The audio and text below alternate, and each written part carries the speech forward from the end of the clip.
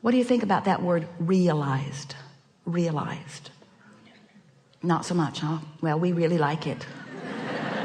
We really like it. So we're going to give you just a very brief explanation of who you are and who we are and how we all fit into this together. And then we're eager to talk with you about anything that matters to you. Don't worry about us. We will wedge our message in the crack.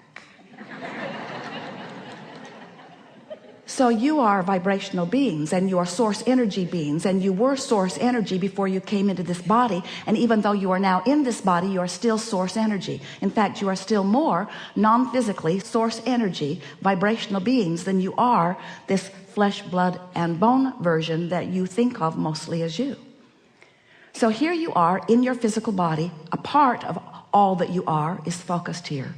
And as you explore the variety, just as you knew you would, in this magnificent leading edge environment, which is the leading edge of all creation, as you explore it from your personal point of view, you come to personal awarenesses and decisions of what you would prefer, how this can be better, how this can be better, the improvement in that, the improvement in that.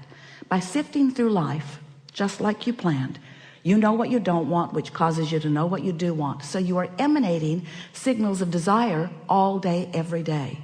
They are shooting out of you as vibrational offerings. We like to call them rockets of desire, because you can't help but produce them, because life causes you to focus them into being. So you launch a rocket. Maybe you don't have enough money, and so you launch a rocket, and then another and another and another and another. I want more money. I want more money. I want more prosperity. I want more freedom to do as I want to do. You're launching that rocket over and over and over and over. And every time you do, that vibrational rocket, that vibrational intention, that vibrational becoming is received by that non-physical part of you. That non-physical part of you, we are gesturing like this because that non-physical part of you immediately becomes the vibrational equivalent of your desire. More prosperity now that you have just asked. More vibrational awareness and ability to be more prosperous than ever before, just now.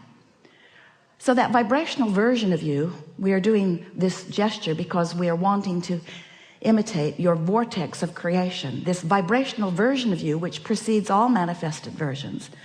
This vibrational version of you has just become more prosperous. But the question that this gathering really wants to present to you in a way that you will ponder and come to conclusions about is that while the non-physical part of you has become more prosperous as a result of your asking, what are you doing in relationship to it right here and now? And for the most part, when you launch a rocket of desire, it's from an awareness of the contrast. So you are most likely more aware of what you don't want than of what you do want, even though what you do want has just become focused upon by the source within you. It's more powerful now than it has ever been before. Now you can tell by the way you feel whether your focused thought in this moment matches that one. If it does, you feel elation, you feel excitement, you feel eagerness, you feel vibrationally up to speed with who you have really become. But if you're pensive, if you are fearful, if you are worried, if you are ornery, if you are unhappy, if you are feeling negative emotions, those negative emotions, in fact all emotions, are your indicator of how matched you are to who you really are, or how mismatched. Whether you are allowing your connection, allowing yourself to be the realizer of what you're asking for, or whether you're on some frequency that is preventing your full view of it. Because it's not that someone else is ever withholding anything from you, but you may very well be vibrationally mismatched so that you are not seeing, hearing, smelling, tasting, touching. You're missing the clues because you're vibrationally out of whack with what you set into motion, with what you ask for, you see. So we've been calling this gathering for a while the art of allowing, and it really is an art that you will nurture. It's the art of getting up to speed with who I just became. Life just caused me to become more But if life has just caused me to become more, and I'm beating the drum of my justification of why I need that or want that, I want that because I want it because I don't have it. We're beating the drum. I want that because I don't have it. I want that because I think I should have it. That person has it, and that person has it, and that person has it, and that person has it. Why don't I have it? And in that question of what's missing, you are fostering, encouraging, continuing to practice a vibrational frequency that prevents you from realizing what you're asking for. So in order to make this really clear for you, in order to make this so that you can really understand how it works, because we know in your ability to translate vibration, you are so good at it. You are seeing and you are hearing and you are smelling and you are tasting and you are touching. You are so good at translating vibration, you don't even know that you are doing it. You're so good at translating the vibration of this universe into something that you can realize that you don't recognize that you are doing that. So we are presenting to you some explanations of how these laws work in order to help you understand where, if we were standing in your physical shoes, we would put our emphasis on this eternal path of never-ending expansion. And from our point of view, this eternal path of never-ending joyous expansion is supposed to be fun. It is supposed to be fun. It is supposed to feel good. It is supposed to fulfill you every step of the way. And if there is anything less than that happening, then you're pinching yourself off unnecessarily. So the contrast causes you to ask, and it becomes a vibrational reality immediately.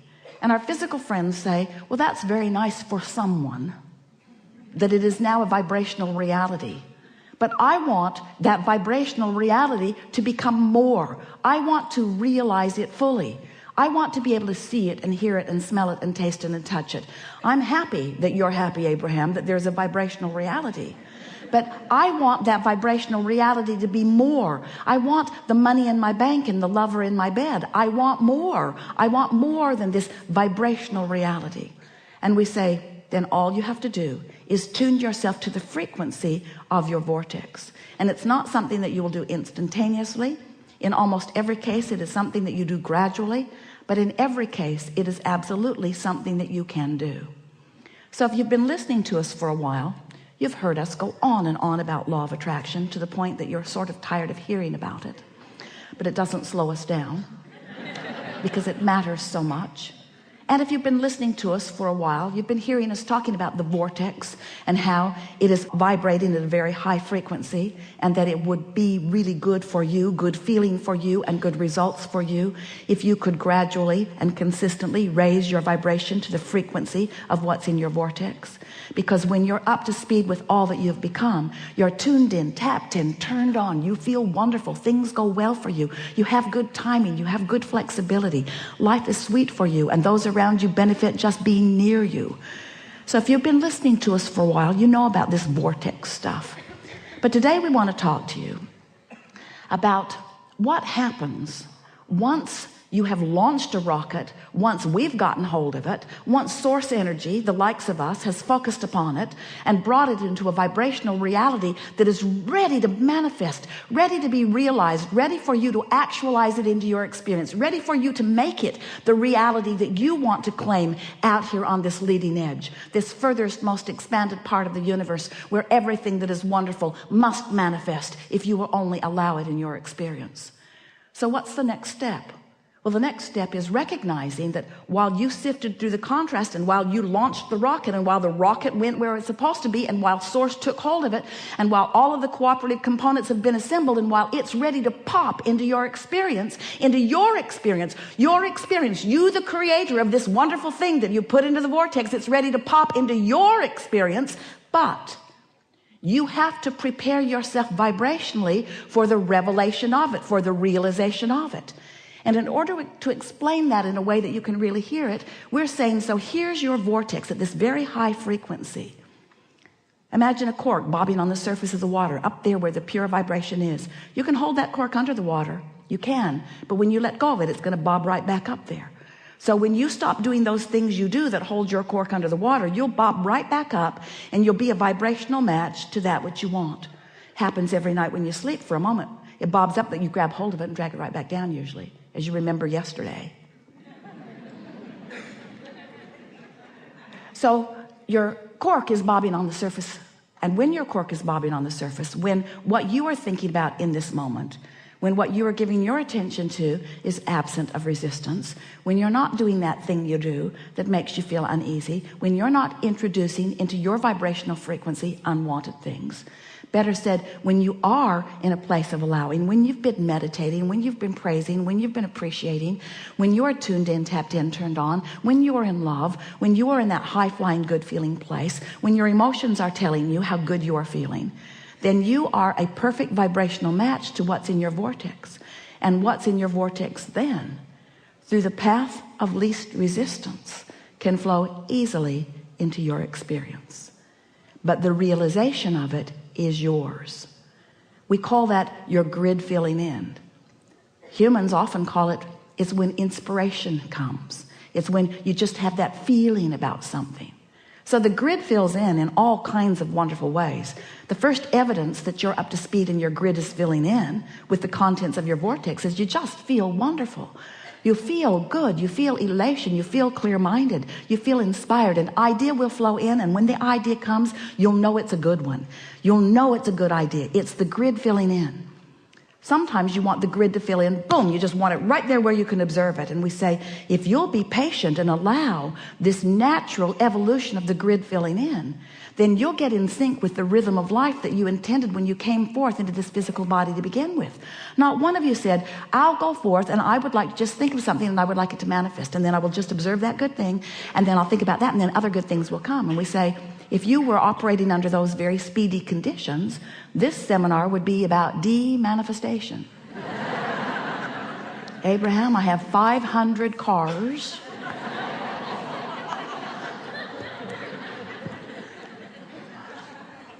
Too many houses to live in. This manifestation has gotten way, way, way out of hand. And we say, ooh, you know, the manifestation is delicious, and we want for you everything that you want for you. There is no reason for you to hold back from the things that you want. But when you start to catch a glimpse of this rhythm, where life has inspired you to a desire and you're not up to speed with it because your life wasn't there already, so you launched it in a flash, but you're not steady in that vibration, and you know you're not steady in that vibration because when you look back at it later, it worries you or it concerns you or you can't see the path to it. So you know you're not yet up to vibrational speed with your hope or your dream or your desire.